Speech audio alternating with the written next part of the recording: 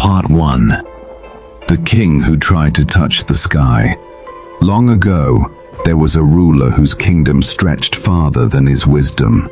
His name was Nimrod, a man who mistook his throne for eternity. He demanded worship. He declared himself a god.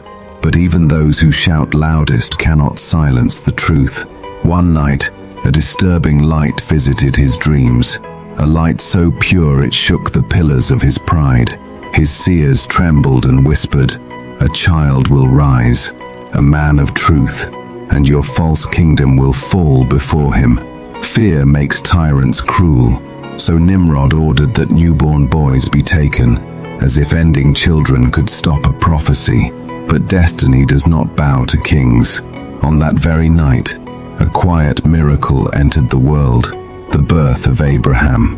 His mother hid him in a cave, trusting the one who watches the unseen, and the child was sustained, for providence always finds its way.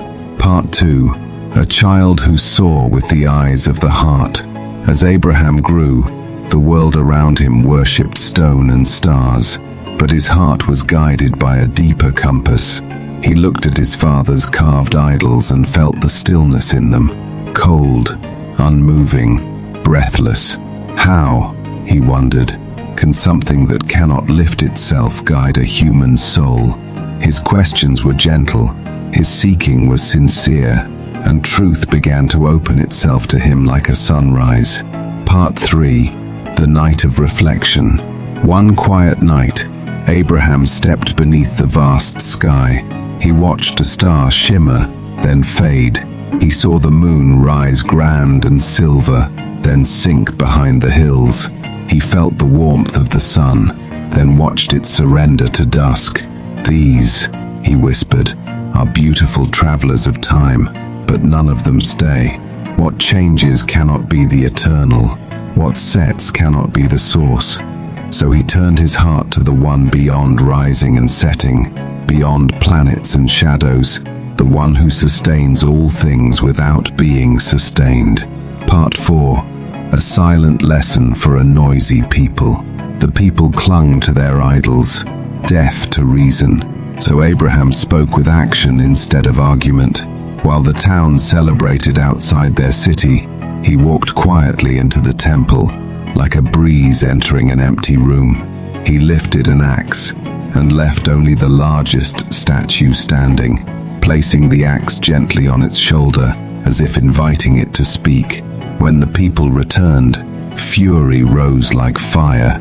They dragged Abraham forward and demanded answers.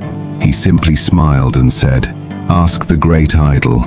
The axe is in his hands, but the idol remained silent as every false belief we cling to, and the people saw the truth for a moment, before pride closed their eyes again.